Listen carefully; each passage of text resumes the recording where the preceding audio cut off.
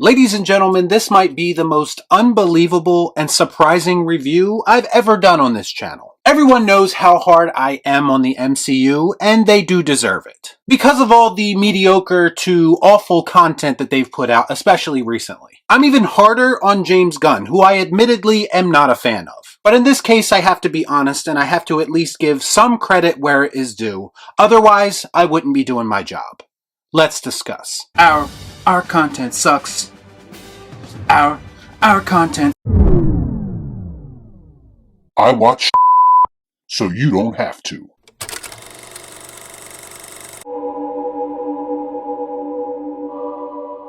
Before I get started, I'd like to kindly ask that you hit the like button, and please subscribe to the channel for more content just like this. All I'm offering is the truth, nothing more.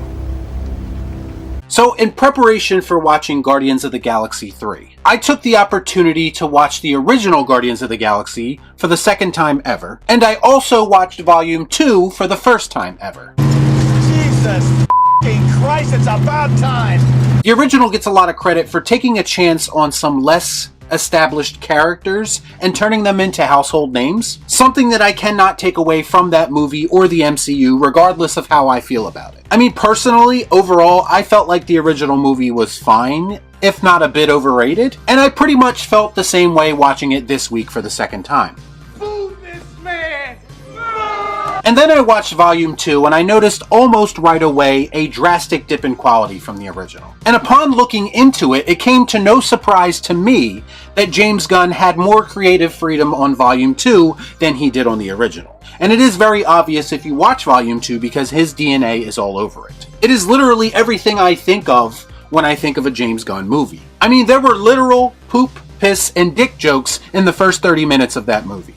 You're pathetically predictable. And the rest of it featured a story to me that was poorly executed, both from a writing and acting perspective. And in the end, it just felt like a massive missed opportunity. To me, exploring Peter Quill's backstory should have had more heartfelt moments. It should have had more emotional moments that were allowed enough time to resonate with the audience. And to me, Volume 2 failed miserably at doing that. So going into Volume 3, I had very little faith in James Gunn that he could do anything other than what he normally does. And if you couple that with the current state of the MCU, it was just a recipe for disaster. But much to my surprise, that's not what happened, at least not completely. Volume 3 follows Peter Quill still reeling from the loss of Gamora, as he tries to rally his team to save the life of one of their own. Along the way, we get a tragic backstory for one of the Guardians' most mysterious members. Now, I know I started that synopsis by saying this story follows Peter Quill, but make no mistake about it, this film belongs to Rocket Raccoon.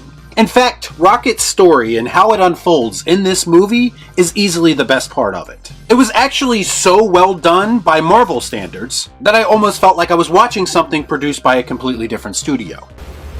No shit. A lot has already been said about how this is the darkest MCU movie to date, and after watching it, I actually think that's a pretty accurate statement. One huge criticism that I consistently have for the MCU is that it doesn't take any of its characters seriously. It doesn't treat them with the respect that they deserve to make them feel like a bigger deal. But in Volume 3, Rocket's journey is very much the emotional core of this film. And much to my surprise, for the most part, they don't do a lot to undermine that. You are getting what feels like a very real, and yes, sometimes brutal, look into Rocket's tragic past. What the hell am I looking at? When does this happen in the movie? And the way that it all plays out, you can't help but feel for his character because of it. Even when we aren't reliving the horrors of Rocket's origin, in the present day timeline, we actually have a conflict which also involves Rocket that feels more high stakes than anything the MCU has done in recent memory. And I know people think that I'm asking for a lot, but this is all I really asked for with these movies. Give me a reason to care. And much to my surprise, Volume 3 actually managed to do just that. Get the f*** out of here! No, I cannot, it's serious! Even with the other members of the Guardians, who are treated as a joke in most instances, it feels like the movie very much wants to give them a proper send-off. Even trying to undo some of those preconceived notions about each of them in the process. Like Drax, for instance, a character whose shtick has grown very tiresome to me personally. And don't get me wrong, he's still a buffoon through most of this movie and kind of annoying. And he serves as the typical tension-breaking character that they've molded him into. But by the end of the film, it feels like his character finally has a bigger purpose. They show that he has a bit more to offer than just punching things and awkwardly talking about Zagnuts. Had you ever heard of the healing power of laughter? And I appreciated the attempt to pay respect to these characters that we may or may not see again. Side note, I also felt like Chris Pratt did a much better job with the emotional scenes in this movie than he did in Volume 2. And maybe that's because he had a little bit better material to work with this time around. But I really did feel a lot of the emotions he was trying to convey through his performance. And it's these emotional moments that are typically lacking in MCU films that actually kept me invested this time around. Why do you cry? I also thought that there was some decent action scenes in this movie. One scene in particular stood out where the Guardians are fighting this group of guys in a corridor. Now, hallway fight scenes have become kind of a cliche at this point, but they approached this one a bit differently, and I have to admit it was pretty entertaining. I also felt like they had some very interesting character designs, especially with these half animal, half machine, nightmare fuel characters that they introduce in the film. They kind of reminded me of the tortured toys from Sid's room in Toy Story. Now, it would have been better if they brought them together with a bit more practical effects and didn't lean on CGI so much, but I understand even at their best, Marvel is still going to Marvel, so I'm not going to nitpick about that right now. Let's gut the freaking nerd.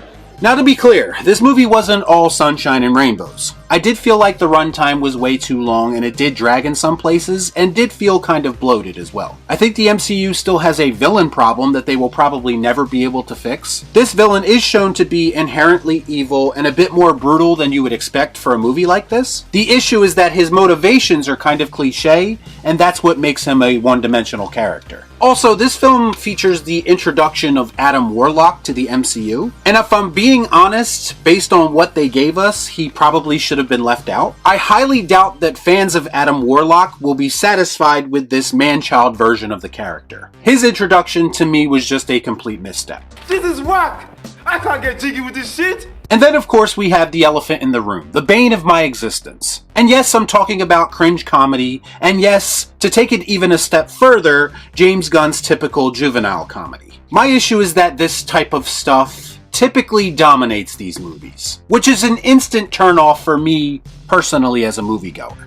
No, don't like that. And while this type of comedy is not as overbearing as it's been in the past this time around, and James Gunn does appear to be showing some level of restraint for this movie, that type of comedy is still there, especially early in the film. And this is why I enjoyed the later parts of the film more than I enjoyed the beginning. Listen, I don't care what anybody says, anytime they use comedy to relieve tension in a scene, which they do a lot, to me it almost always undermines the story they are trying to tell and disrupts the tone of the film. And I don't know why they seem to be obsessed with the idea of consistently doing that. It really does hold their movies back from being something better. They really need to stop trying so hard to make people laugh and just tell a good story, and your movie will be effective. That makes sense. I don't understand why James Gunn has an infatuation with piss and shit, and why he feels the need to shoehorn a joke about each into every single movie that he makes. I didn't really notice any dick jokes, however, so I guess you can count that as growth. Interestingly enough, I feel like James Gunn proved in this movie that he is capable of writing a decent story without all that stuff, but it just seems like he won't allow himself to fully mature as a storyteller. It's actually kind of frustrating when you think about all the potential in this film from a storytelling perspective. Congratulations, you played yourself. I also have to say, I'm not really sure what they were doing with the Gamora character in this film. I mean, she's already an outsider given her situation, and it feels kind of cheap to just have her back but not really give her much to do. She literally just feels like a body at this point, and that's kind of unfortunate considering how great Zoe actually is. She got a great ass! Overall, I do feel like this movie is a bit of a mixed bag.